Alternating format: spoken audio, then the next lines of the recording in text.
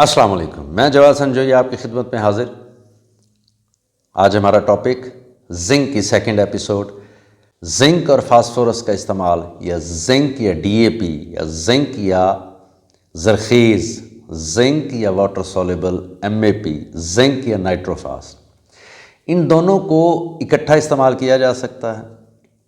इसका जवाब है बिल्कुल नहीं, कभी भी नहीं। जिंक को कभी भी फास्फोरस बेस खादों के साथ इस्तेमाल नहीं किया जा सकता, इस्तेमाल करना भी नहीं चाहिए। अगर आप जिंक और फास्फोरस खादों का इस्तेमाल इकट्ठा करेंगे तो जिसकी मिकदार कम है वो ज़ीरो हो जाएगी। अमूमन हम जिंक का इस्तेमाल कम करते हैं, फास्फोरस का इस्तेमाल ज़्यादा करते हैं।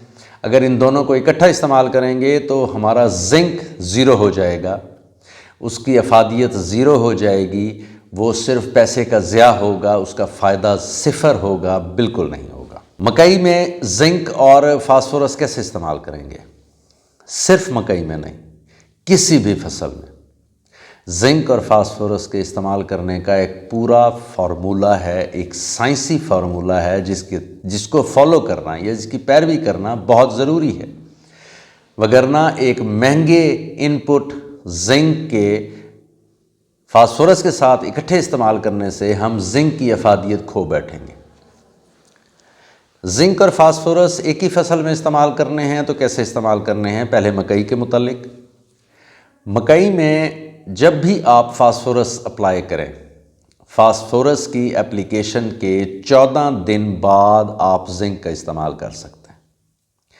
14 दिन से पहले आप जिंक का इस्तेमाल नहीं कर सकते। एक राय ये है कि हम फास्फोरस के साथ चिलेटेड जिंक का इस्तेमाल कर सकते हैं।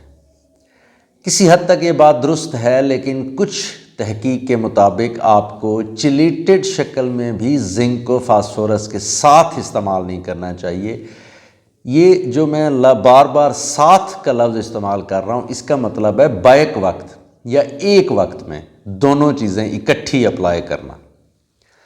इसका मतलब ये नहीं है कि एक ज़मीन में फास्फोरस अप्लाई हुई है तो जिंक इस्तेमाल नहीं हो सकती। जब भी फास्फोरस की एप्लीकेशन करें उसके 14 दिन बाद जिंक की एप्लीकेशन करें। अगर जिंक की एप्लीकेशन आपने पहले करनी है, फास्फोरस की एप्लीकेशन आपने बाद में करनी है, तो फिर ये वक्फा आप 7 दिन का कर सकते हैं। पहले फास्फोरस की एप्लीकेशन की है तो 14 दिन का वक्फा जिंक के इस्तेमाल में। अगर जिंक की एप्लीकेशन के बाद फास्फोरस इस्तेमाल करनी है तो ये वक्फा आप 7 दिन रखें। 7 दिन से ज़्यादा भी रख सकते हैं, लेकिन कम से कम 7 दिन रखें। ये पहले जो वक्फा बताया 14 दिन का, ये कम से कम है, इससे ज़्यादा वक्फा रख सकते हैं। बहारिया मकई में अगर आपने डीएपी बवक्त बिजाई इस्तेमाल की है तो चूहे से अगले पानी पर आप जिंक का इस्तेमाल कर सकते हैं। बहारिया मकई में अगर आपने फास्फोरस या डीएपी या जोरावर का इस्तेमाल चूहे वाले पानी पर किया है तो फिर ये वक्फा ज़्यादा करना पड़ेगा। अगर आपका पानी 10 दिन के वक्फे से लग रहा है तो उस पर जिंक अप्लाई ना करें। अगर ये आपका पानी 12 दिन से ज़्यादा वक्फे पर लग रहा है तो फिर आप इस्तेमाल कर सकते हैं जिंक को। ऐसे ही बहुत सी खादें हैं जो हम बैक वक्त या एक वक्त में अप्लाई नहीं कर सकते। बहुत सी ऐसी खादें हैं जो एक वक्त में हम इकट्ठी अप्लाई कर सकते हैं। इस बारे में वक्तन फ़वक्तन वीडियो अपलोड करता रहूँगा। इस चैनल को सब्सक्राइब करें ताकि जब भी नई वीडियो अपलोड हो आपकी स्क्रीन पर उसको नोटिफिकेशन आ जाए। अपनी दुआ में याद रखें। अस्सलाम वालेकुम।